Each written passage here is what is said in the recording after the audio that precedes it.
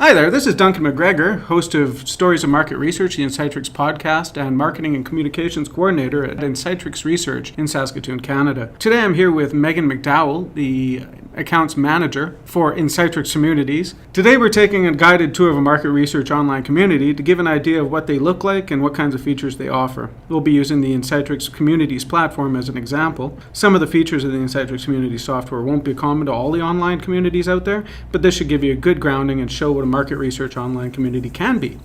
Well, take it away, Megan. So the page that we're looking at right here is what a login page will look like for both your community members and your admins. This includes a number of editable areas. So this background image is editable and can cycle through up to 10 images. Any of the colors that you see, so the footer color, the buttons color is editable. And then any of the information, so these social media links are customizable to you.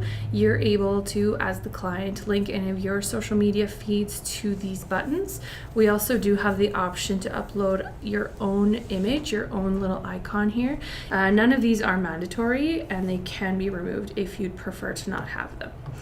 These information pages are customizable as well. So these are general information pages, examples like about, terms and conditions, privacy policy, anything like that. And again, none of these are mandatory, only the unsubscribe and the contact us links for obvious reasons. We do also offer the option for multilingual capabilities. So this will change all of the commands within the community to the language that you set. And we have the option to be able to upload any language that our clients might like for this. On the login section is this register tab. So people are able to go in, access your community by the URL, enter their email and a password, and then they'd be granted community access like that. If you were wanting just a closed community, therefore nobody can access it without having a formal invitation, we can shut that registration option right off and people will only see this sign in portion of it. So now we're gonna log in as a user. As you can see, I'm logged in as Jacob here. In the home page is some editable options as well. So this home banner is editable, this bottom banner is editable, and you can put both text and images. You can even upload videos in these spaces if you like. The bottom banner functions as a carousel as well, and you can put as many options as you like here, which will change each time the page is refreshed. If we go into the user settings, you can see that people are able to upload a profile picture. If you want to change how much or how little you are engaged by the platform, meaning how many emails you're going to receive from it, you have the option to turn these off or on. Members can also go in, change their username, change their password. They're able to see a list of all the surveys they've been invited to, the type of survey it is, and then whether or not it's completed. Same thing goes for discussions. You're able to see all of the discussions that you've been invited to, the number of posts you have contributed. And then if you want to see the posts overall, you can go and see the list and the time and date stamp associated with them. In this profile menu, we also have the list of logins, so you're able to see the platform browser and any of the time and date stamps associated with your logins. If you have an open community where you're allowing people to invite friends or family, those referrals will appear in the referrals list. Incentives are also an option in the community, so this can function in a number of ways. If clients are interested in having non-tangible rewards, we offer the option for badges. So badges are accumulated by logins, points accumulated overall, discussion posts, survey completions, and referrals. The clients do have the option to set the parameters for how these badges are earned. So let's say, for instance, we want to target logins. We could make a badge for 1 login, 10 logins, 50 logins, 100 logins. We could also then set what the icon will look like. And then once those badges are earned, they're going to appear beside the username in the discussions. If a client is not interested in badges, those can disappear altogether. The other option for rewards are tangible rewards. So you do have the option to do things such as cash payouts.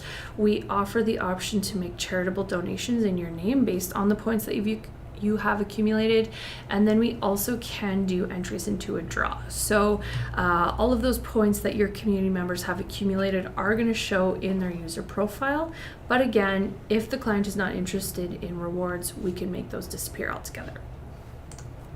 Now to go to the research activities that people have available. They're going to be listed in the surveys tab and discussions tab.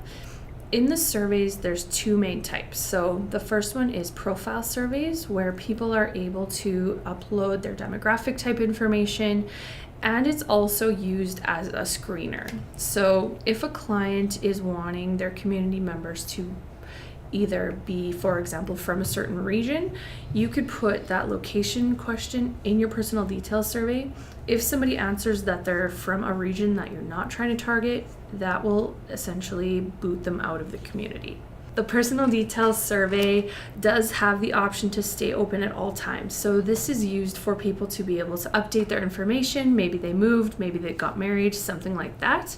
And the reason that we have it separate is that the personal details survey is going to be your main survey that gathers information to help target subsequent research activities.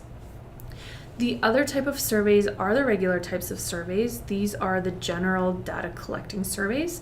Once they are answered, they're going to disappear from this list. The next tab is the news tab.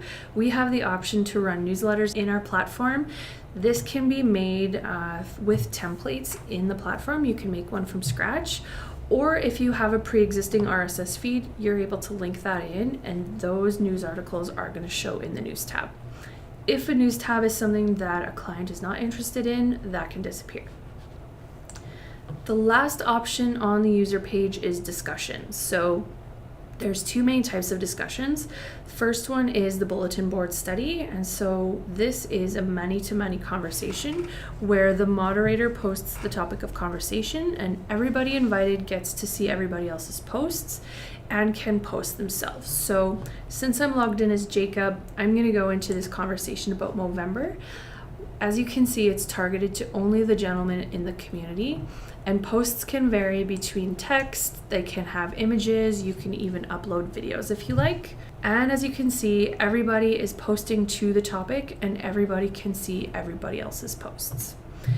As a user, you have the option to like or dislike posts. If something's inappropriate, you have the option to report it as well. And as you can see, beside the username is where those badges are going to be displayed. The other type of discussion is the diary mode study. So this is a one-to-one conversation between the community member and the moderator. It's meant for more sensitive topics, usually things to do with finances. So our example here is this student loan conversation. Since I'm logged in as Jacob again, we have this conversation between Jacob and the moderator.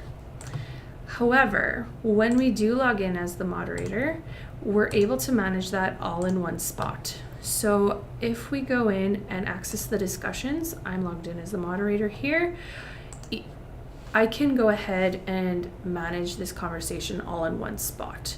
So as the moderator, you don't have to have 100 separate conversations. If you have 100 separate people in your discussion participating, you have the option to just click reply and carry on the string of conversation all in one spot. Thanks for the tour, Megan. We're using the Insightrix Communities platform as an example. So not all the features you're going to be able to see in this community are available in all communities. If you haven't already, head over to Insightrix.com and check out episode 6 of Stories of Market Research, the Insightrix podcast. Thanks for watching.